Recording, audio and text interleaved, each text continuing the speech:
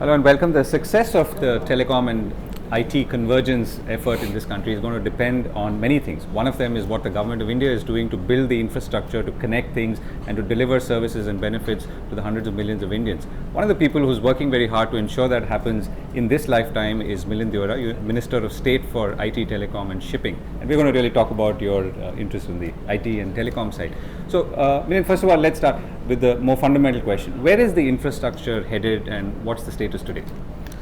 The infrastructure today is, we still need to sort of build the backhaul infrastructure, which is the core of any distribution network anywhere in the country. What we're looking at it, the way we're looking at it in the government is, we've seen how the voice revolution took off in India.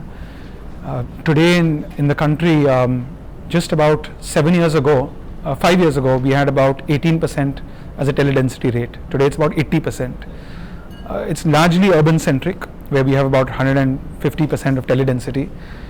So rural areas still haven't got basic telecommunication services. We are going into rural areas through the USO fund, but companies and industries still don't find it as attractive to target rural subscribers as they do for urban areas. We understand in government that the next big thing has to be the data revolution, and we have to build that core infrastructure. But unlike what happened in voice, which was largely rolled out by the private sector, BSNL and MTNL, the state-owned companies, had a role to play. We don't want to repeat that same mistake in the data revolution. And therefore, what call that a mistake? Well, I think it's a mistake because I don't think at that time, in hindsight, it's easy to say we should have done something different. But at the time, maybe a decade or so ago, we didn't know how people would move, which area would sort of embrace wireless telephony. We didn't even know whether people would embrace wireless telephony at the rate at which they've embraced it, because today it accounts for a majority of telephone connections as compared to wireline. So in the data space, we want this revolution to really be led and powered by rural areas. And for that, what we've done in the Ministry of Communications and IT is we've taken surplus money from the USO fund, and we are investing that money to build a fiber optic network that will connect all of our village panchayats, and that we believe is really like building a 10-lane highway across the country. Eventually that will be a non-discriminatory network that will allow industry to come on board, utilize that backhaul infrastructure for last mile connectivity. I don't think any country in the world knows whether last mile connectivity will be purely wireless, whether it will be wireline or it will be a mix of the two. We in India certainly don't know, because there are different constraints, geographical and demographic in India. But we want to sort of build this infrastructure, and India often gets accused of not building infrastructure in time and then doing it reactively.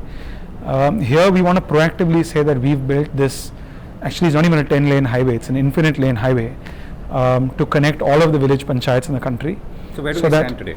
Well, we stand today where we've got a committee which is led by Mr. Pitroda and by Nandan Nilekani. We formed a public sector company called Bharat Broadband Networks Limited, and we are really trying to first map out what already exists in the country, because there are many companies, especially PSUs, who laid out fiber optical connectivity. Back in the day, the railways created RailTel, Power Grid Corporation created a fiber optical network, GAIL created GailTel, BSNL has its own network, the private sector has its own network. So first we need to map out what already exists. Where do we go out and add that incremental layer of connectivity? So it's in the process. It's something I think will happen quite soon, and we are making the resources available for it in terms of monies. And once that happens, I think you will then start to see applications, local entrepreneurship developing at a village and panchayat level.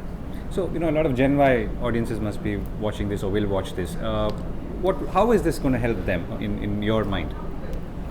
Well, wherever, not necessarily urban. I mean, this could be rural as well. Well, the aim is not to build this infrastructure and use taxpayers' money to give people access to entertainment content.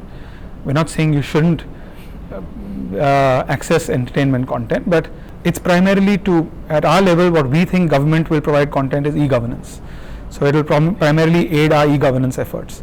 For that, we also need to bring more government data online and make it converted into electronic form, which is also in process.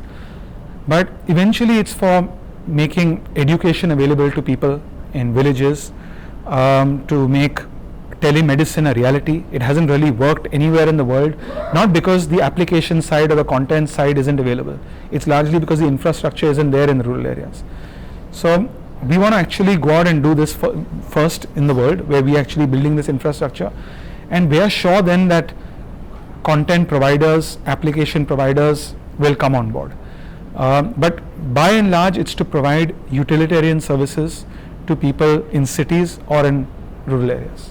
Right, so one of the areas, and I'll come back to the infrastructure point, is content, right? And there's a lot of concern sometimes that while government is building infrastructure, allowing the creation of content, flow of content, there's also a clamping down on content, right? And there seems to be in some ways a contradiction between the two.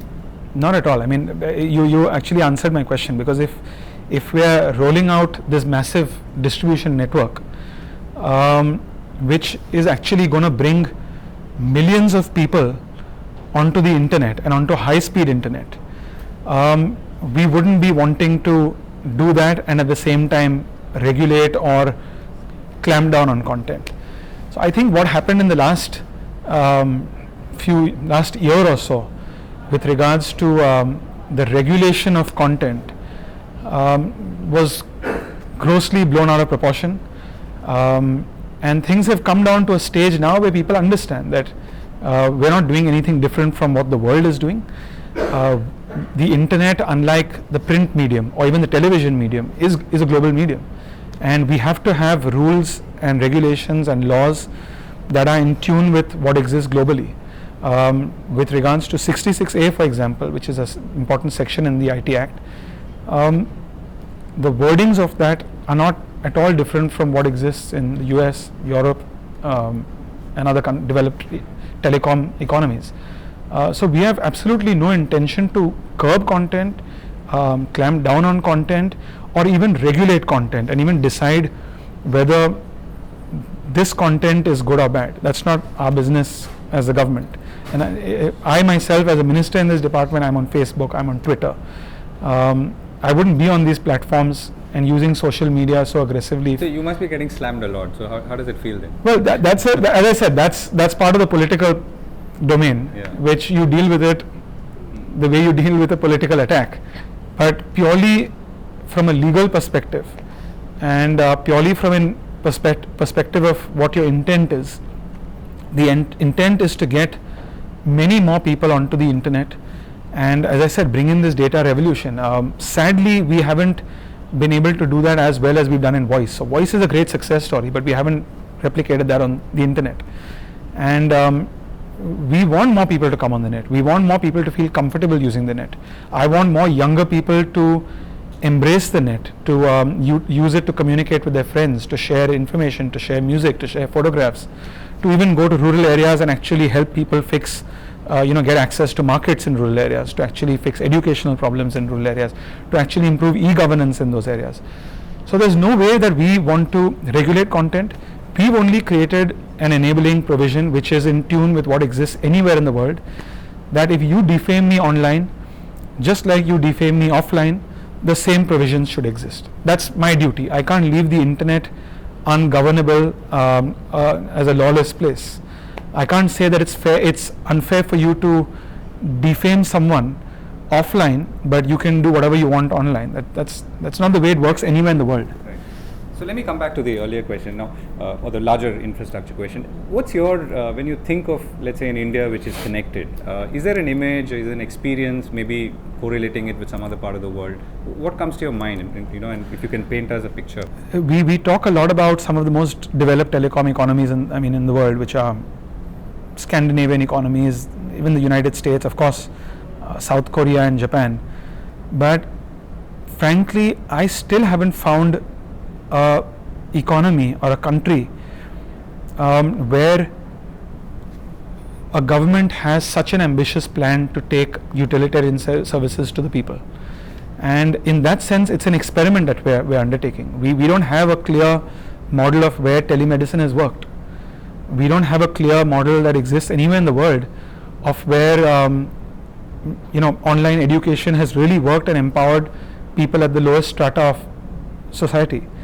So we are actually going in for a massive experiment. But to me, the way I look at this ecosystem is that exists anywhere in the world actually comprises of three things. It's the distribution network and hard infrastructure, it's the customer premise equipment, and it's the content. I really believe that the content will fix itself, and entrepreneurs will come around to fix applications that are regionalized in different languages in India and that can reach out to people from rural areas to cities. I'm also convinced with this distribution network, the cost of customer premise equipment will go down. What will that customer premise equipment be? I don't know again, and nobody knows. Will it be a handheld? Will it be a projection on a wall in a village? Will it be a kiosk? But I believe that with more data being moved to the cloud, you don't need GBs and GBs of storage capacity. So that should bring the customer premise equipment cost down. But the core area that is a variable that we can't afford to ignore, and we can't just depend on the private sector and market dynamics, is the distribution network. So we're actually looking at it from that model, that we don't know what really exists around the world. We don't know how we can take government services to the citizens of India, especially rural areas. But let's try and build that 20-lane highway that connects India. Whether the car will be a small compact hybrid car, whether it will be an electric car, whether it will be an SUV which guzzles a lot of fuel, that's for market dynamics and tastes and preferences to figure out. So last question, what's the one app or application that you would want to see which you think would help people, and or maybe for fun or for utility? I really think that e-governance is very powerful. I think that because in India in the last year or so we've spoken a lot about how do we prevent corruption at a local level, and different people have thrown up different solutions. The most prominent of those solutions is a bill which is in Parliament now, which seeks to create a layer of bureaucrats that will make sure that the existing government machinery is doing their job in a fair manner. If you ask me very frankly, to me, I don't know if another additional layer of bureaucrats will keep a check on the existing layer of bureaucrats. I would say if we can remove that existing layer of bureaucrats and reduce that interface between people and the government, that will eliminate everyday corruption. So for me, the game-changing innovation is e-governance, and I think that will really address not just corruption issues, but make sure people feel more, have a greater stake in government, and it'll actually transform, and it won't just be a discussion point at seminars, but it'll actually make India a participatory democracy. We've run out of time. Thank you so much. Thank you. That's a very optimistic note to end as well. Thank you. Thanks, Govt.